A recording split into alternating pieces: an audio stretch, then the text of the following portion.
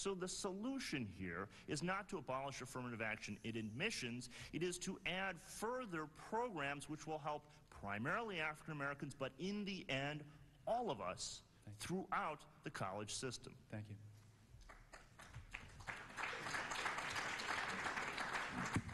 Please. My question is for Mr. D'Souza. Mr. D'Souza, I forgot, excuse me, what position you held during the Reagan administration. Domestic policy analyst. Domestic policy analyst.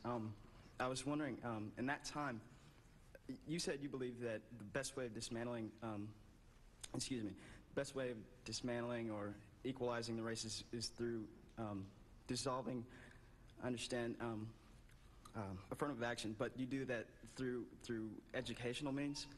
I was wondering, in all that time, if you had any way of instituting programs such as, better programs, better than Head Start, rather than, supporting such programs as exponentially,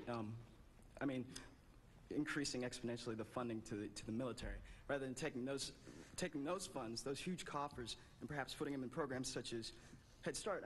You were in a position at that time. You maybe had a voice in Washington, and I was wondering, you could have really put your convictions into place, and maybe why you didn't.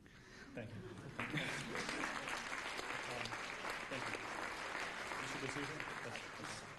I think it's a very fair question.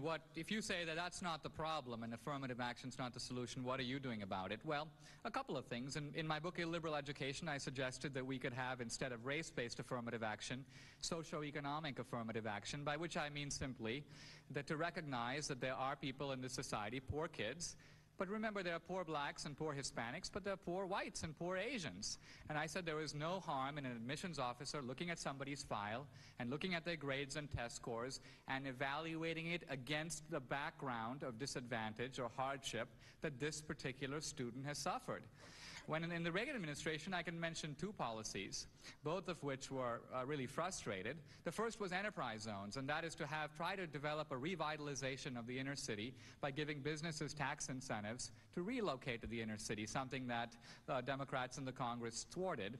And the other idea is to recognize that the real problem is with the public school system. In Washington, D.C., we have public schools spending $8,000 or $9,000 a student and getting terrible results. We also have Catholic schools spending $1,200 a student and getting better results. So I would suggest voucher programs allowing poor parents to choose which school they send their kids to. That's an important solution, but the unions won't allow it. Let's stop with that then. So, please, Professor Wu. If I could respond to that, Dinesh D'Souza's professed enthusiasm for class